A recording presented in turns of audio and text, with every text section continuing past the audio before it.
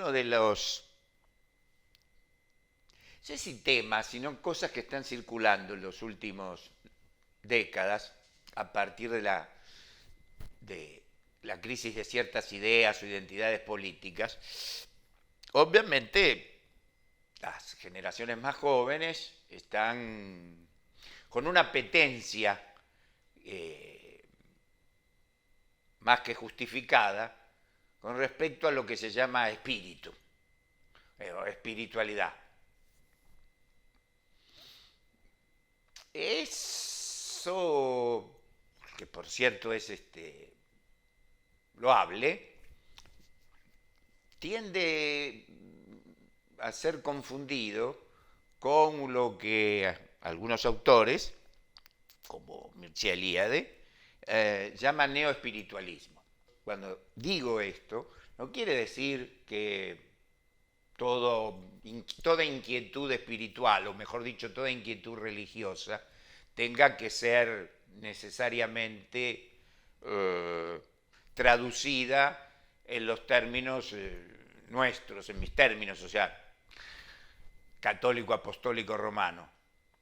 Pero en todo caso veo cierta confusión de las cuales las sectas que proliferan suelen contribuir a la confusión. Así que me gustaría, improvisando un poco desde luego, señalar algunas cosas fundamentales, al menos para mí, fundamentales, que es lo sagrado y lo religioso, que tienden a confundirse. No quiere decir que estén separados, son cosas polares. Como todo símbolo, son cosas polares, complementarias, no son opuestos. Lo sagrado es la otredad absoluta, es lo otro, es lo absolutamente otro, como dijo un teólogo luterano, en este caso Rudolf Otto. Es aquello, al menos como lo sentimos contemporáneamente, que puede manifestarse por una inquietud, por una angustia, una falta, porque históricamente, al menos nuestros pueblos, digamos, de origen mediterráneo, italiano, español, portugués, en parte francés, neolatinos o de impronta latina, tenemos una cercanía prácticamente hasta el día de ayer con respecto a lo sagrado, pero a lo sagrado traducido en religión. ¿Cuál sería la diferencia? La religión es la administración de lo sagrado, la administración de lo sagrado. Como lo sagrado es un plus, un exceso, por ende, toda administración de un exceso trae problemas. ¿Por qué? Porque desde que las religiones, bueno, las religiones del libro, ¿no? Las religiones monoteístas, tratan de centrarlo en un dogma, siempre aparecen determinados fenómenos que se desbordan un tanto de eso.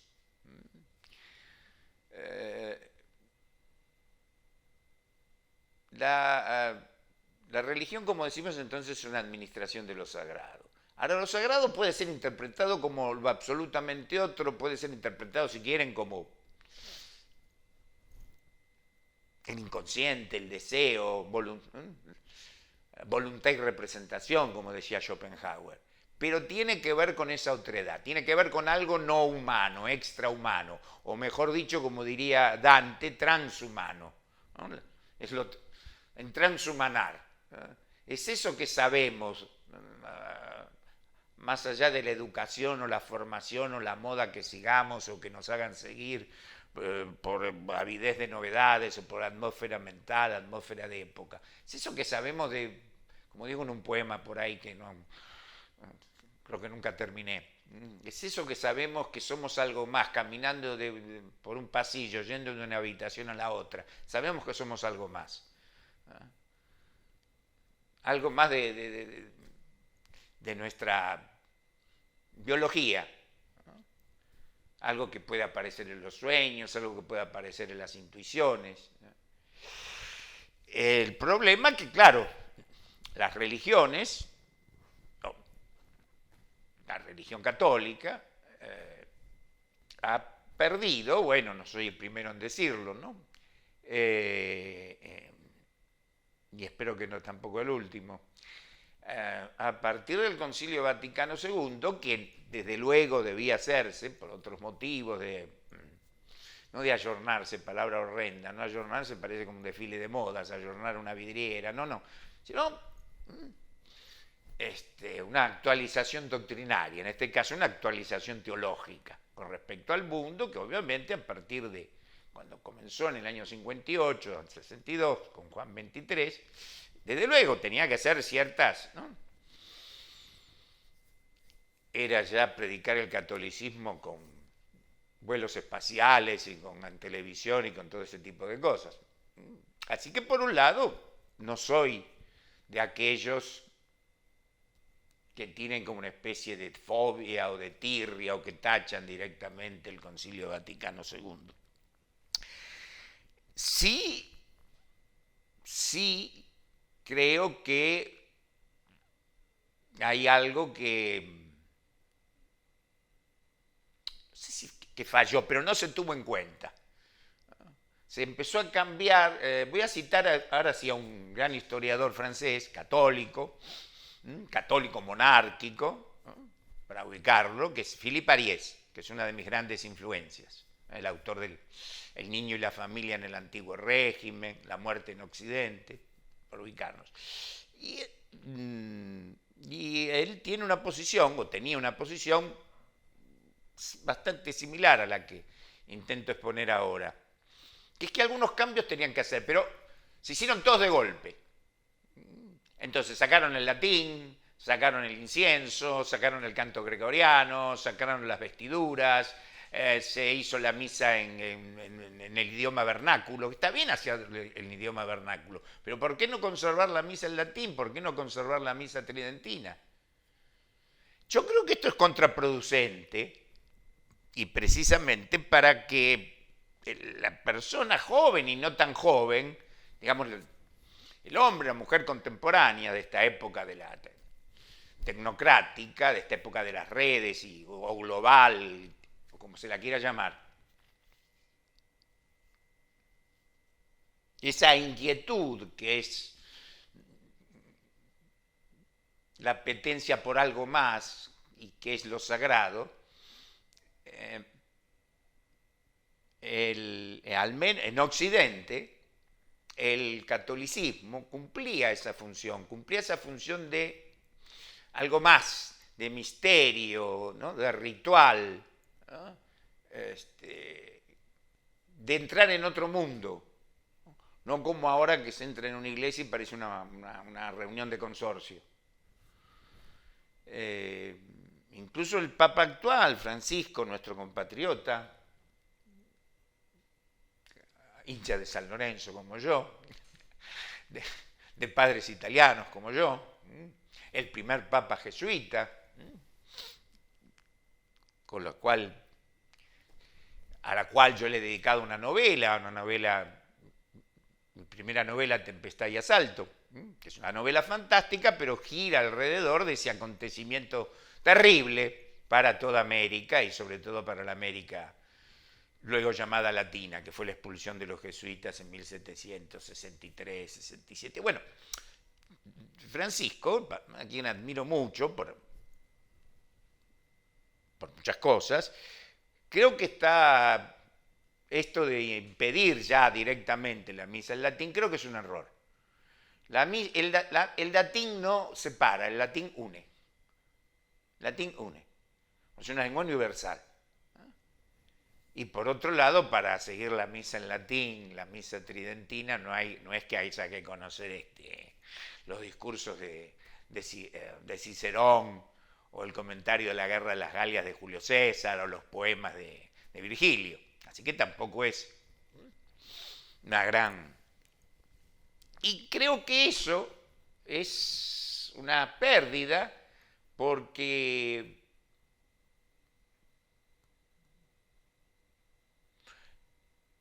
a ver, H.G. Wells, autor de la Guerra de los Mundos y todo eso, pero que después abandonó lamentablemente esa beta de literatura fantástica, era un socialista científico, digamos, ¿no? Un fabiano, como se decía en la Inglaterra de comienzos del siglo XIX. Y tenía una postura, no bastante, militantemente antirreligiosa y militantemente anticristiana. Incluso es sabido, bueno, no sé si es sabido que los primeros hombres en la luna, ¿no? Cuando hay un momento ahí que el viajero ese que escapa asiste a una suerte de conciliábulo, ¿no? Que hay toda una serie, un coro de voces medio caóticas, y bueno, siempre se ha interpretado que eso puede ser cualquier religión establecida, pero sobre todo por lo coral, el cristianismo. Y en sus memorias, que son extraordinarias, que se llama Un experimento en autobiografía, que está escrito casi a los 80 años, al final de su vida, y hay un capítulo, un párrafo, que él, ya de muy grande, 50, 60 años, visita Roma y visita el Vaticano. Y asiste, bueno, a una misa del Vaticano. Y anota, dice, dice, esto era otra cosa. Dice, yo siempre tuve como en la proa, como eje, claro, dice, el anglicanismo puritano de mi Inglaterra natal, ¿no? Esa cosa neutra, sin imagen, sin nada, y queda fascinado. Si bien no se convierte, que yo sepa, al menos la memoria no lo dice, y a mí eso me pareció, me parece todavía ejemplar. Uno dirá, bueno, es un atractivo, ¿y por qué no? El ritual, la ceremonia, tiene que tener algo atractivo, algo fuera de lo habitual, ¿no? Yo entraba en la iglesia, no solo cuando estudiaba con los escolapios, sino después, y era entrar en otro mundo, era dejar de ser un profano para entrar en el fano, ¿no? Era como una iniciación, o un grado de iniciación, o el grado posible, mínimo, pero efectivo, operativo, actuante de lo iniciático. Y esto ahora se ha perdido. Y se ha perdido, no es que se ha perdido, una cosa cuando se pierde, todo lo que perdemos la recupera el enemigo. Y el enemigo de todo espiritualidad, esta neoespiritualidad, de por lo menos ya 2 generaciones, de 40 años a esta parte, que claro, ante el fracaso, la crisis de esta suerte de materialismo a la violeta, de este cientificismo medio chanta, ¿no? Porque la gente cree muy científica, es muy científica y no es que vive con una tabla de logaritmos o puede explicarnos la física cuántica. Así que también el cientificismo es una suerte de secta. No es como los inicios de la ciencia, digamos de la ciencia práctica en el siglo XVII, XVIII, donde además los científicos eran buenos prosistas, como el propio Newton. Y entonces ante esa crisis de esa inanidad, esa muchedumbre solitaria, como la llamó alguien, David Riesman, ante ese vacío, ante esa vaciedad, ante esa angustia que viene de Angosto, ¿no? Angustia viene de Angosto, ¿no? Porque es el diafragma, ¿no? Ya que en algún momento tradicionalmente todos los términos, digamos, médicos no estaban separados de los términos filosóficos y todo eso, ¿no? Eso que padecemos y que se llama el gran divorcio. O sea que por un lado van los que actúan o se desarrollan los que se llaman humanidades, y por el otro lado lo que se llama ciencias exactas o ciencias duras o Dios sabrá qué. Y esta es parte también de ese divorcio, de esa secesión. Y entonces ante ese hiato, ante esa suerte de abismo, desde hace unos 40 años, ya 2 generaciones por lo menos, si no más, buscan algo más, ¿no? Que llaman lo espiritual. O a veces peor, la energía, ¿no? Yo creo en la energía. Otra vez un conocido, muy buen chico, trabajador, todo eso, yo creo en la energía. ¿Y qué es eso de la energía, no? Verdaderamente, ¿qué es la energía? No. Cuando se muere alguien vola alto, pero parece una cosa de historieta, verdaderamente, no vola alto, qué sé, no sé. Indudablemente ahí hay una brizna de razón, porque ¿no? El espíritu, ¿no? Viene de soplido, de aire, ¿no? Spiritus, ¿no? Así como que sobrevive, hay cierto dato tradicional, pero ya vuelto paródico, vuelto masivo, ¿no? Y además, ¿a qué energía se refiere? ¿A la energía, ¿no? Aristotélica o a la energía nuclear? Esto que puede parecer a algunos, y francamente no, me tiene sin cuidado, porque los que me conocen saben que me tienen sin cuidado, si no pueden escuchar otra cosa, tienen miles de redes, miles de canales y todo eso. Alguien puede decir, no, pero esto es un purismo, es una... No. Eso no es hablar, es ser hablado.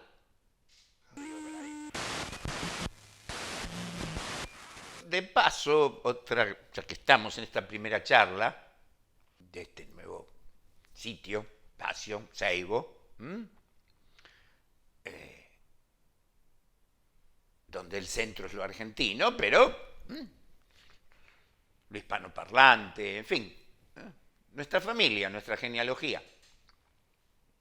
Me gustaría, siquiera de paso, en vuela pluma, como se decía en castizo,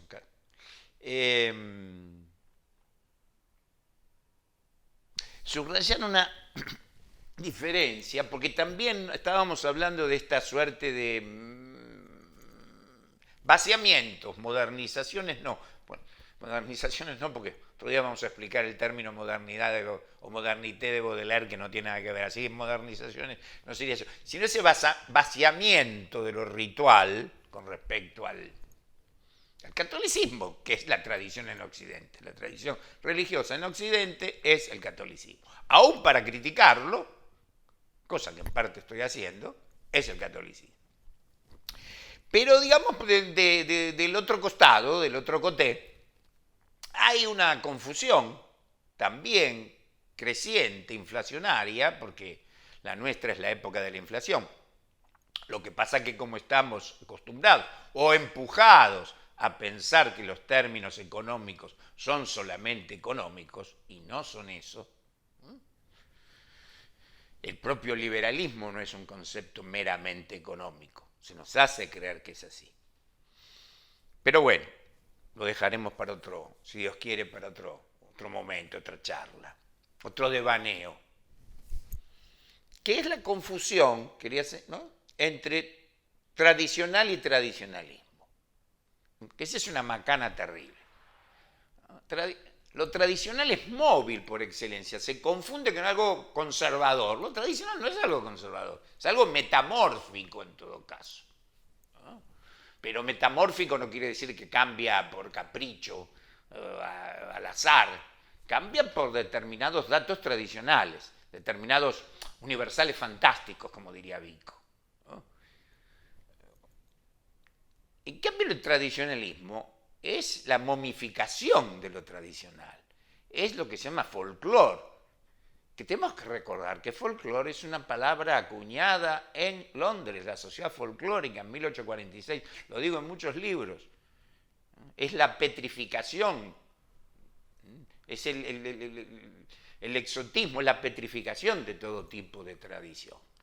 Y el tradicionalismo es eso, tradicionalismo es inmóvil. Vuelvo a utilizar metáforas que los que me han leído o han escuchado algunos de mis seminarios o lo que fue, conocen, pero me parecen perfectos. Me parecen perfectos porque por los autores que los pusieron en escena o en escritura, que es el tradicionalismo a lo Usher o a lo Norman Bates. O sea, tanto Usher, Poe, el creador de todo, digamos, ¿no? O sea, el punto uno de todo el pensamiento y de este giro filosófico, ese giro teológico también, que se dio sobre todo a mediados del siglo XIX con Poe. Pero bueno, Usher y Norman Bates son dos conservadores, son dos tradicionalistas, pero momificadores. Quieren enterrar vivo eso, ¿no? Quieren momificar, uno a su hermana y otro a su madre, cosa que creo que el simbolismo es muy sencillo, no debemos desgañitarnos, ¿no? Es sencillo porque son dos genios que lo han hecho, ¿no? Poe y Hitchcock. Entonces hay que, esto sí, combatir mediante todos los medios intelectuales posibles, aquellas que bien intencionadamente se dirigen hacia un pensamiento, digamos, tradicional y piensan que es algo momificado, de sótano, de emparedamiento vivo, y no es así, no es así. La tradición es algo totalmente móvil, no caótica, y tiene que ver con las metamorfosis, con las reconfiguraciones, con los ricorsi, como diría Vico. Y esto es un mal, un error. Bueno, mal y error en algún momento fueron lo mismo, ¿no? Deberían volver a hacerlo. Así como bien y bello eran lo mismo, ¿no? Bello, bien y justo eran lo mismo. Mal, error y feo era la tríada opuesta, ahí no polar, porque no es simbólica. Entonces, repito, a un riesgo de volverme tedioso, o ponerme tedioso, pero es nefasta esta confusión, es darle de comer a las fieras, es presentar la tradición como algo museístico, momificado, como algo además nostálgico, no melancólico, que es distinto. Bueno, eso ya me ha extendido bastante la traducción de la melancolía. Nostálgico, no. Recuerden que nostálgico es regreso doloroso, nostos al goz, un regreso doloroso. Bueno, en todo caso, todo regreso es doloroso de alguna manera, ¿no? El tango argentino, la maravillosa poética del tango argentino se ha cifrado en eso. Así que no es un regreso, ¿no? Es una actualización. Una actualización. Es la misma diferencia que insistimos siempre entre símbolo y alegoría. El folclore es alegórico, es turístico, es subir la escalera que se baja, es presentarse frente al enemigo histórico, porque el enemigo es histórico, no es personal. Otra cosa que debemos hacer, no hay que confundir a mi enemigo personal, particular, con mi enemigo histórico. Cosa que lamentablemente en nuestra historia, y no solo reciente, yo diría en nuestra historia hay como una suerte de leitmotiv o hilo conductor o como un denominador, que es confundir al enemigo particular, qué sé yo, con el vecino que me he peleado, con el amigo que me traicionó, qué sé yo, ¿no? Con la amante que me dejó,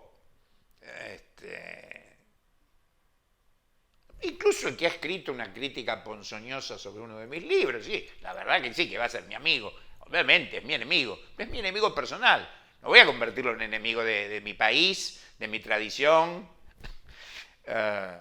Y eso también es eso. Para entender lo que es la tradición, hay que entender la genealogía, de dónde venimos. Es un lugar común, pero los lugares comunes... Por eso se llaman lugares comunes, porque son comunes a todos, ¿no? Es como una suerte de reducción a escala de lo simbólico. Y entonces el que se expresa mal, lo cual no quiere decir se expresa mal con un determinado lenguaje, todo eso, sino que pesa los conceptos.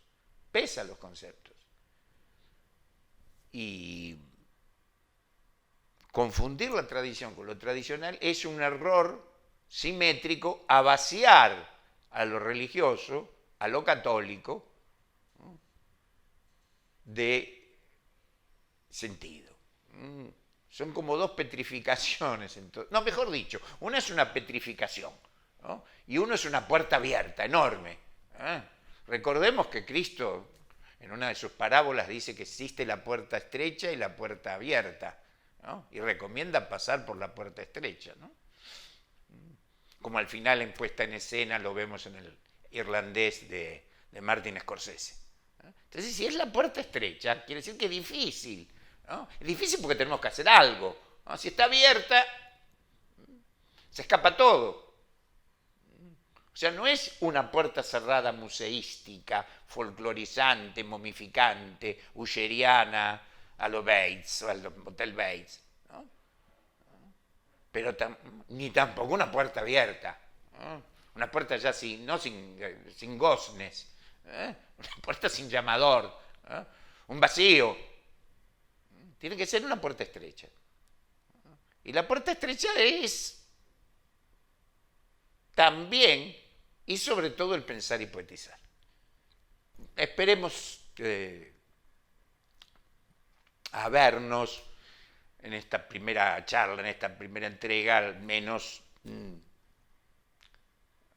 hacer una avanzadilla de ciertos y variados temas que queremos manifestar, charlar, improvisar incluso con ustedes. Bueno, hasta la próxima.